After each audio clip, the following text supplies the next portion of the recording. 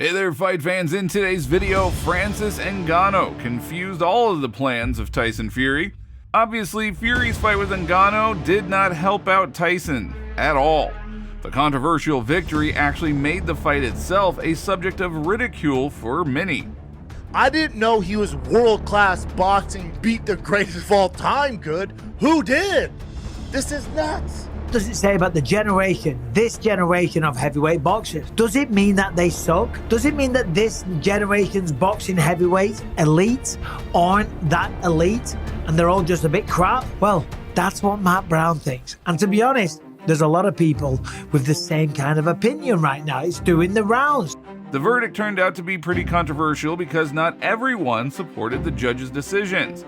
For example, legendary UFC commentator Joe Rogan proposed punishing the referee of the Ngannou-Fury fight and even putting him in prison. If I was Ngannou, I would tell him, you're going to make so much money in boxing. Yeah. And I think he might be able to beat them all. I think he's that good. He won that fight. They know he won that fight. He won on one judge's scorecard who was honest, and I think the judge only gave him one round, where I think he should have given him two. Should have won by more than 1 point. But at least one judge scored it right, and then that other judge who scored it 96-93 for Tyson Fury should go to jail. Then in the video, the emergence of Francis Ngannou as a boxing contender has added a new layer of excitement to the heavyweight division. Deontay Wilder's trainer, Malik Scott, recently revealed that there are discussions about the possibility of the Bronze Bomber facing off against Ngannou. Blessings. Good to meet you. Yeah, the pleasure's mine.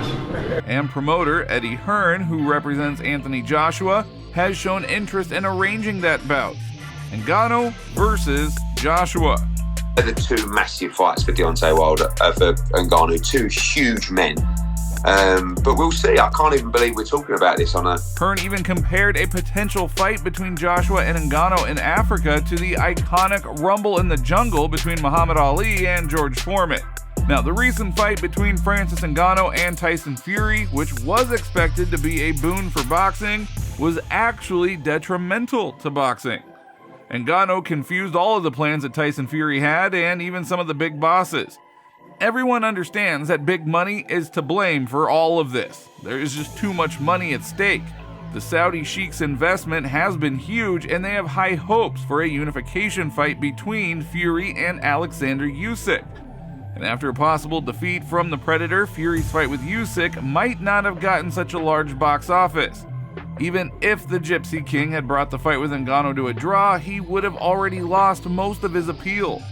Therefore, the only way that Fury could have come out a winner in that fight, honestly, would have been by knockout. But that never happened. Well, folks, what do we make of that? 10 rounds of our finest. Why not 12? Now with this man. What now with this man? Who's it? Hey!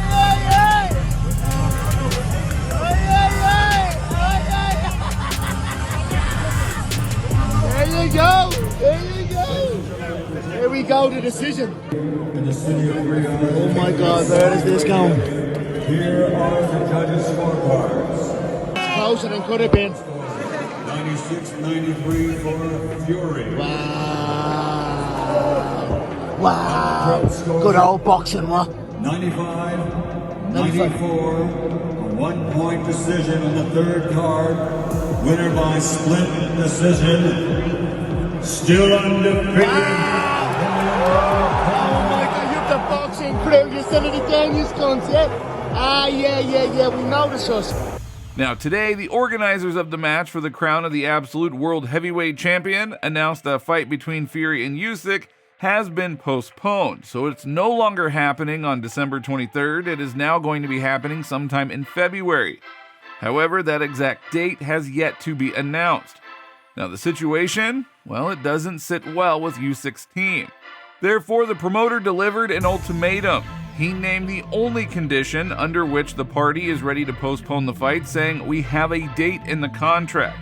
But if Fury is indeed injured, then a medical examination must be carried out in order to confirm the damage. Then postponing the fight, well, that's normal." But the actions of Fury's team look kinda logical. They refer to the time that it takes to recover from the damage that he sustained.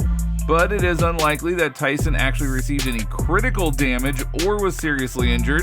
The problem is that it is now necessary to conduct a full-fledged training camp, in which all of the mistakes that he made in the fight with Ngannou will have to be corrected, which means a month and a half may simply not be enough time.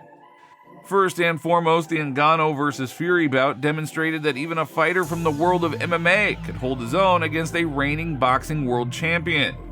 John Jones posted, "I thought he did great. I'm glad the fight was competitive. It opened so many doors for everyone in the future." Now, Ngannou's performance also highlighted the growing appeal of such crossover fights and has left fans intrigued about what the future holds for these unique matchups. Who the hell is PFL going to get to fight Francis in MMA? The answer is nobody. So again, be cool, PFL. We can't play grab ass and have him fight some no-namer in PFL just get his rocks off. We're talking 30 mil. You can't afford my boy now, man. DC said, bar none, Francis Ngannou is the baddest man on the planet. Yep. Hands down. He ain't lying. Who's going to beat him? John Jones? I'm on record saying this. I thought John would have smoked Francis. Watching Francis versus Fury, I'm like, he beat John. I think he beat John. MMA. Whoa. I think he knocks him out. I didn't realize how good he was. Just one thing to add to that as well. $2 million on the table for Francis Ngannou's first opponent in the PFL. There are enough heavyweight fighters that are prize fighters because they're big guys that can punch hard that will go where the money is. And I think we're going to see a couple of people come out of their contracts soon and cross over, ready for that big payday. Now, as we know, the emergence of Francis Ngannou as a boxing contender, well, it adds a whole new layer of excitement to the heavyweight division.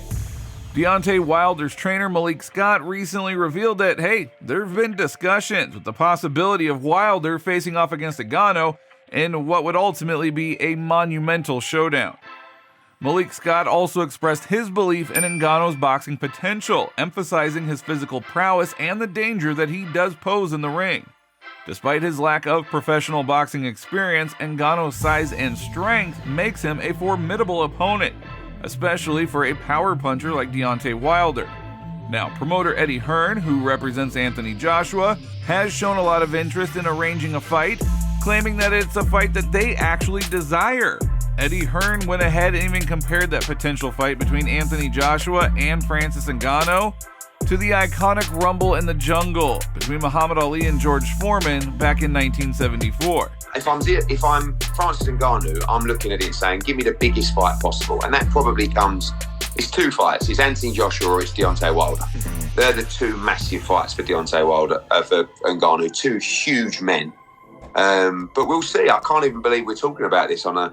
Now, undoubtedly, this matchup would capture the attention of fans worldwide, thanks to the charisma and talent that is possessed by these fighters.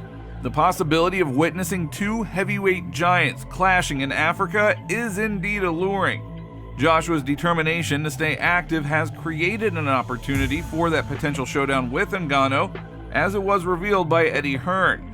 Now, several other options are still available, but Joshua's primary focus remains on securing the world heavyweight title, and he is committing to taking the quickest path in order to achieve said goal. Francis Ngannou's willingness to fight the best fighters in the world and even the prospect of a knockout defeat will not reduce any of his relevance or respect amongst the fans. His courage in competing with the elite, it demonstrates just how strong of a character he is. What we witnessed was not just a loss, it was actually one of the most inspiring performances in recent sports history. Just think about this, okay? A fighter who once found himself spending a night on the streets of Paris is now crafting an extraordinary sports history. But one might wonder, with Ngannou already at the top, does he even need to compete in the PFL heavyweight division? Anyway, so Francis Ngannou, who do you think he should fight? Biggest spectacle would be, of course, Antony Joshua. It ain't going to be Tyson Fury. That rematch has to happen down the line. Like, Tyson Fury has to try and kind of get his respect back in the boxing world, in the boxing community. And this is boxing. This is why people buy the fight, because you just don't know. But guys that size, there's only one connection, isn't it? The future holds countless exciting fights for him. But what are your thoughts on all of this? Who would you like to see as Ngannou's next opponent? Share your thoughts down in the comments. And that is all that we have for today. If you enjoyed the video, please consider showing your support by liking and subscribing to the channel. Thank you all very much in advance.